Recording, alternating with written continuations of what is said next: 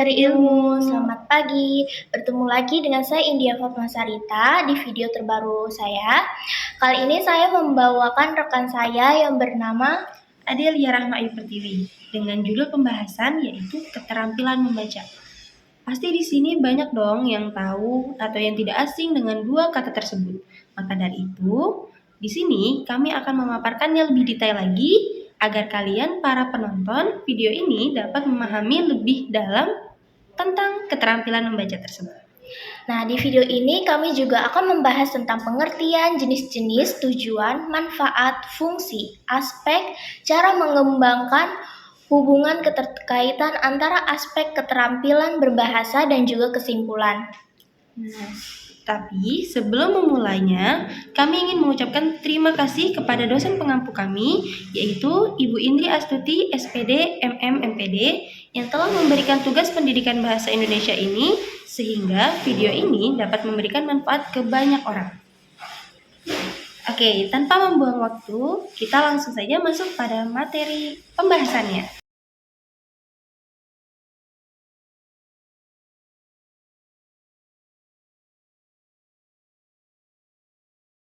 Pertama, kita akan membahas tentang pengertian keterampilan membaca.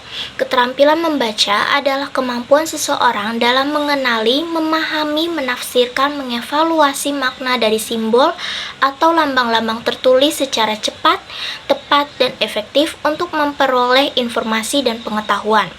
Menurut para ahli, pengetahuan keterampilan membaca adalah suatu proses yang dilakukan serta dipergunakan oleh pembaca untuk memperoleh pesan yang hendak disampaikan oleh penulis melalui kata-kata atau bahasa tulis.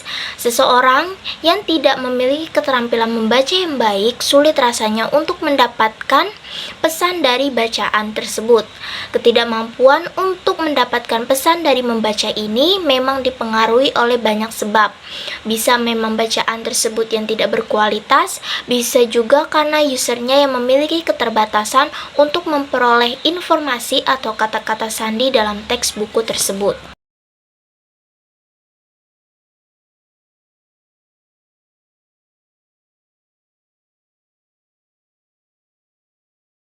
Oke, tadi kita telah mendengarkan pengertian dari keterampilan membaca, baik secara luas maupun menurut ahlinya. Nah, sekarang kita akan masuk ke dalam pembahasan selanjutnya, yaitu jenis-jenis keterampilan membaca. Menurut Tarigan tahun 2008, keterampilan membaca sendiri terdapat beberapa jenis, diantaranya ada membaca nyaring dan membaca dalam hati. Dikatakan membaca nyaring ketika seseorang membaca dengan melafalkan atau menyuarakan suara mereka. Biasanya, membaca nyaring ini lebih sering dilakukan oleh pelajar yang masih duduk di sekolah dasar, baik kelas 1 ataupun kelas 2, karena pada tahapan usia mereka pada saat itu memang sedang dalam tahap belajar membaca. Yang kedua, jenis membaca dalam hati. Membaca dalam hati ini lebih sering dilakukan oleh mereka yang memiliki keterampilan membaca yang lebih baik dan lancar membacanya. Membaca dalam hati sendiri terbagi menjadi dua, yaitu membaca secara ekstensif dan membaca secara intensif. Membaca intensif adalah keterampilan membaca secara teliti dan mendalam untuk memahami setiap kata, kalimat, dan struktur teks. Tujuannya adalah mendapatkan pemahaman penuh terhadap isi bacaan termasuk makna tersurat maupun tersirat. Contoh dari membaca secara intensif ini adalah seperti membaca buku pelajaran, membaca artikel ilmiah, dan juga membaca jurnal. Yang kedua, membaca secara ekstensif. Membaca secara ekstensif ketika seseorang membaca secara lebih luas, di mana objek yang dibaca lebih banyak dan memakan waktu yang relatif singkat. Kelemahan dari membaca secara ekstensif ini adalah dari segi penyerapan materinya yang lebih rendah. Bentuk membaca ekstensif adalah membaca survei, membaca sekilas yang ada di surat kabar dan tabloid, termasuk membaca dangkal, seperti membaca yang bersifat luaran, jadi tidak melihat esensi yang ada atau tidak mempedulikan pesan yang disampaikan dari isi buku tersebut.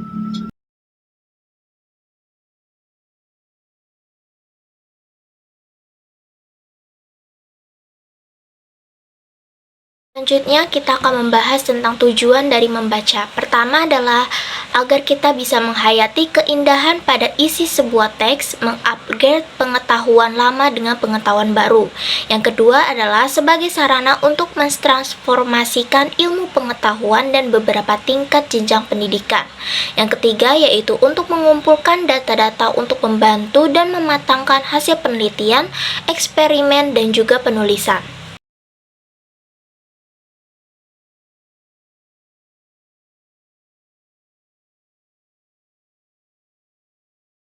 Masuk ke pembahasan selanjutnya, yaitu ada manfaat keterampilan membaca. Manfaat keterampilan membaca terbagi menjadi 3, yaitu ada mampu mengungkapkan pikiran, yang kedua mengekspresikan perasaan dan dapat melaporkan fakta-fakta yang kita amati, yang ketiga dapat memahami pikiran, perasaan, gagasan, dan fakta yang disampaikan orang kepada kita.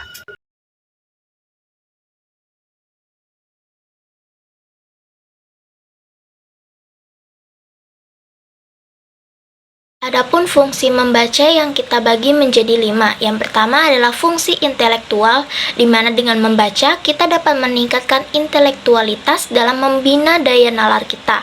Contohnya seperti membaca laporan buku, tesis.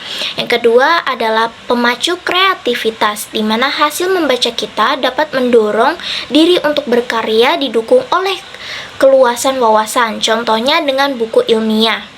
Yang ketiga adalah fungsi informatif, di mana dengan banyak membaca bacaan, informasi lebih cepat kita dapatkan, contohnya dengan membaca majalah. Yang keempat yaitu adalah fungsi rekreatif, yaitu membaca yang digunakan sebagai upaya menghibur hati, contohnya yaitu membaca buku, novel, dan komik. Yang terakhir adalah fungsi sosial, di mana kegiatan membaca mempunyai fungsi sosial yang tinggi manakala dilaksanakan secara lisan atau nyaring. Dengan demikian, kegiatan membaca tersebut langsung dapat dimanfaatkan oleh orang lain, mengarahkan sikap berbuat, berucap, dan berpikir. Contohnya adalah pembacaan berita dan juga karya sastra.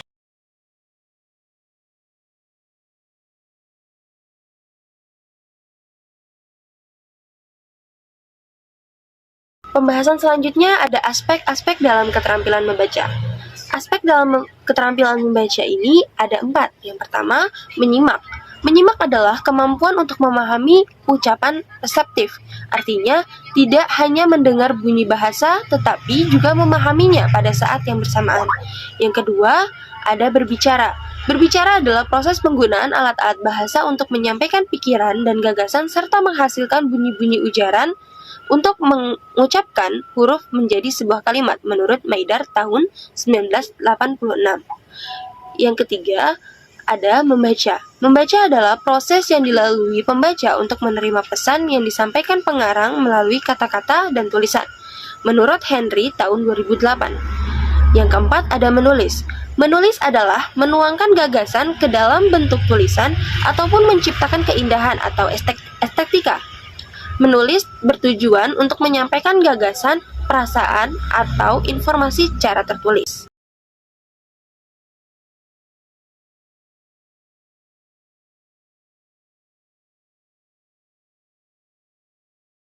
Adapun cara untuk mengembangkan keterampilan membaca, yang pertama adalah untuk melatih kemampuan membaca ide pokok sebuah wacana.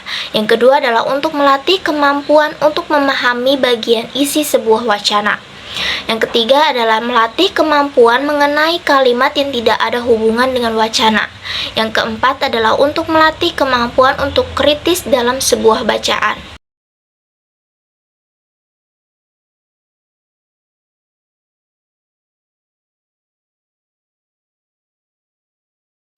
Oke, di pembahasan selanjutnya ada hubungan keterkaitan antara aspek keterampilan berbahasa. Sama seperti tadi aspek keterampilan berbahasa, di sini terdapat 4 hubungan keterkaitan antara aspek keterampilan berbahasa. Yang pertama ada menyimak, yaitu bahasa dipelajari dengan mendengarkan lingkungan sekitar. Setiap ucapan atau ekspresi yang terjadi di lingkungan akan direkam dan disimpan dalam memori otak. Yang kedua, ada berbicara, yaitu mencoba meniru apa yang didengar dengan mengobrol atau berbicara. Yang ketiga, membaca, yaitu sebelum membaca ada tahap berbicara yang memang memiliki dampak besar pada pemahaman membaca dalam proses ini. Karena kita tidak dapat membaca sebuah kata jika kita sendiri tidak tahu bagaimana cara mengungkapkannya dengan benar. Yang keempat atau yang terakhir, yaitu menulis.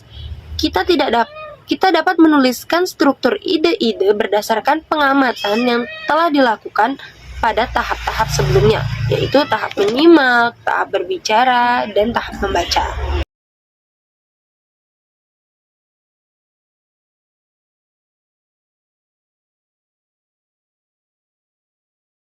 Kesimpulan dari presentasi ini adalah keterampilan membaca adalah kemampuan memahami, menafsirkan, dan mengevaluasi teks secara efektif untuk wawasan serta meningkatkan daya pikir kritis dan kemampuan berbahasa, yang sangat penting dalam mendukung proses belajar dan kehidupan sehari-hari.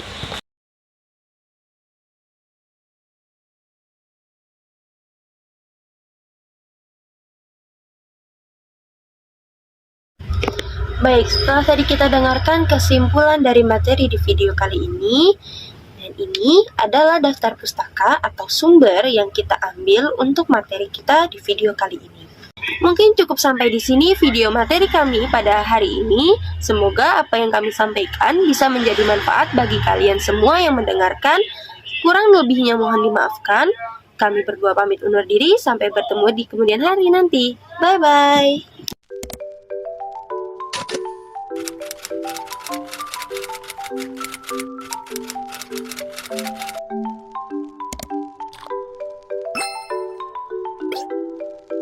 Nah, di skip dulu sebelum kita mengakhiri video materi ini. Untuk kalian yang sedang mencari tempat kuliah baru untuk melanjutkan pendidikan, kalian bisa mendaftarkan diri kalian di Universitas Mitra Bangsa atau UMIBA. Nah, di Universitas Mitra Bangsa ini terdapat 3 fakultas. Yang pertama adalah Fakultas Manajemen dan Bisnis yang terdapat pada sarjana S1 dan Magister S2. Lalu juga terdapat Fakultas Teknologi Informasi dan Aktuaria dari sarjana S1 Sistem dan Ekonomi Teknologi Informasi. Terus juga ada sarjana S1 Ilmu Komputer dan sarjana S1 Ilmu Aktuaria. Juga terdapat Fakultas Hukum yaitu program studi sarjana S1 Hukum.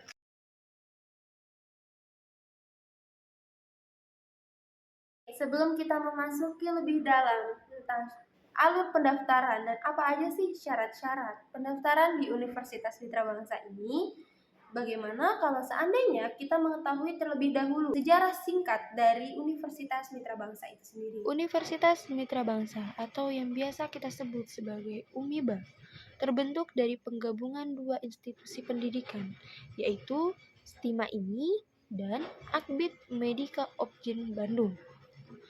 Penggabungan ini menghasilkan 4 program studi baru yang melengkapi program studi yang sudah ada sebelumnya. Sebelum digabungkan menjadi sebuah universitas, dulunya Universitas Mitra Bangsa bernama STIMA IMI yang berdiri sejak tahun 1993 hingga saat ini dan telah meluluskan hampir lebih dari 4.000 alumni yang kini tersebar di berbagai wilayah Indonesia dan telah bekerja di berbagai sektor, baik sebagai pegawai negeri, pegawai swasta, anggota TNI, anggota Polri, maupun sebagai wirausahawan mandiri. Universitas Mitra Bangsa terus dipercaya untuk melaksanakan kegiatan perkuliahan, termasuk mengelola beasiswa Kartu Indonesia Pintar atau yang biasa disebut sebagai KIP hingga saat ini. Kita mendengarkan sejarah singkat UMIBA dari teman kita. Sekarang kita akan membahas tentang syarat pendaftaran yang terbagi menjadi 6. Yang pertama adalah kita harus mengisi formulir pendaftaran secara offline ataupun online melalui link PME UMIBA AC-ID. Lalu yang kedua adalah dengan membayar biaya pendaftaran, lalu menyerahkan fotokopi KTP dan juga KK. Selanjutnya adalah dengan menyerahkan legalisir ijazah dan legalisir terakhir sebanyak 2 lembar. Lalu menyerahkan pas foto ukuran 3x4 sebanyak 2 lembar. Yang terakhir yaitu pendaftar program RPL menyertakan portofolio pengalaman kerja dan transkrip nilainya. Setelah tadi kita mengetahui apa aja sih syarat-syarat pendaftaran yang harus kita penuhi untuk mendaftar di Universitas Mitra Bangsa, di sini saya akan membacakan atau memberitahu bagaimana cara alur dalam pendaftaran Universitas Mitra Bangsa ini. Dimulai dari calon mahasiswa mendaftar secara online ataupun offline, lalu calon mahasiswa menginput data atau mengunggah dokumen dan melakukan pembayaran. Setelah melakukan pembayaran, universitas akan memverifikasi data dari calon mahasiswa tersebut. Setelah itu, calon mahasiswa melakukan validasi data mahasiswa. Setelah itu, calon mahasiswa melakukan registrasi keuangan, dan setelah melakukan registrasi keuangan, mahasiswa akan bisa mengakses ke portal student. Lalu, mahasiswa akan mendapatkan kartu mahasiswa. Lalu yang terakhir adalah calon mahasiswa dapat mengikuti seleksi penerimaan mahasiswa baru. Kita harus kuliah di Universitas Mitra Bangsa ini. Nah, berikut adalah alasan yang akan saya jabarkan. Yang pertama adalah universitas ini memiliki akreditasi baik sekali. Lalu, biayanya terjangkau dan lokasinya juga mudah diakses. Jadi, untuk kalian yang kesulitan dalam berkendara, kalian bisa naik kereta, nanti bisa berhenti di Pasar Minggu. Kalau kalian di Pasar Minggu ngambil kuliahnya. Terus fasilitasnya itu terdiri dari lab komputer, perpustakaan, digilip, sarana olahraga, aula seminar, dan juga buat kalian yang suka jarang ngisi paket bisa pakai wifi dari sini. Terus juga UMIBA ini didukung oleh tenaga pengajar akademis dan praktisi lulusan luar dan dalam negeri yang berkompeten di bidangnya masing-masing. Terus juga alumninya ini tersebar di beberapa dunia usaha dan juga industri. Lalu, UMIBA memberikan pendampingan karir dan juga wirausaha. Selanjutnya, UMIBA juga menjalin kerjasama dengan dunia usaha dan industri. Juga mereka ada yang menerima juga beasiswa berupa KIP. Terus ada juga lulusan dari sini akan siap kerja. Lokasi Universitas Mitra Bangsa itu sendiri. Nah, Universitas Mitra Bangsa terdapat 2 cabang. Ya, yang pertama ada di kampus pusatnya, berada di Jalan Raya Tanjung Barat nomor 11, Jakarta Selatan. Lalu, kampus yang kedua atau cabangnya berada di Jalan Perdagangan nomor 54, Bintaro, Pesanggerahan, Jakarta Selatan.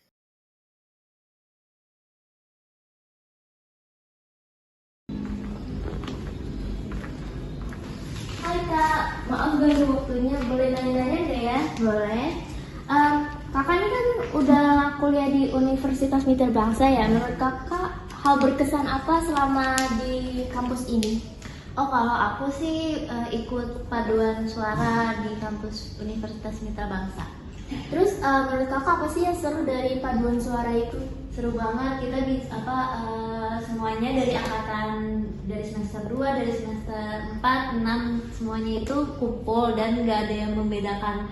Maksudnya nggak ada jangka senior atau junior gitu-gitu. Oh, jadi kayak sama rata gitu Iya, ya. benar. Terus kalau misalnya dari segi pelatihnya tuh gimana? Itu seru banget dan juga asik banget deh pokoknya. Jadi kayak kita dilatih jadi ada empat suara yang berbeda gitu setiap pelatihannya. Apa tuh Kak? Tenor, alto, sopran, sama bass. Paduan suara itu kan ada pembagiannya ya Kak, seperti yang Kakak jelaskan.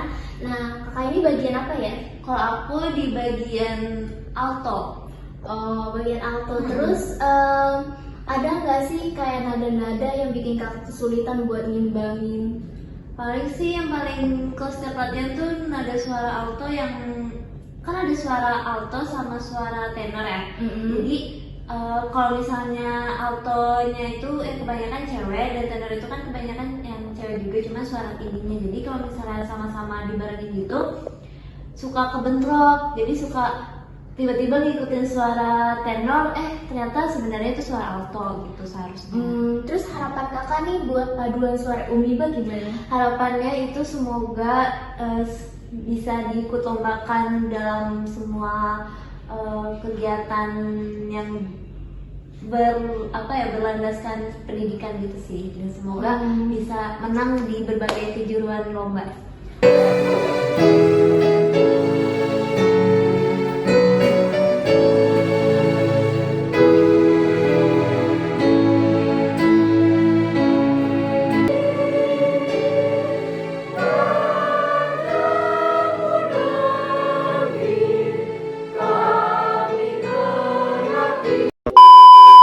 Apa sih yang berkesan selama ini?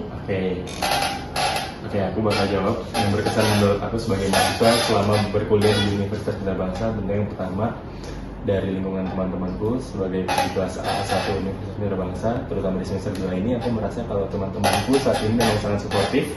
Mereka saling support each other, segala macam, membentuk lingkungan yang baik dan suportif. Sehingga aku merasa kalau lingkungan ini adalah lingkungan yang tepat untuk saling mengevaluasi diri dan memperdalam diri terkait skillnya masing-masing. Gitu sih kalau menurut aku.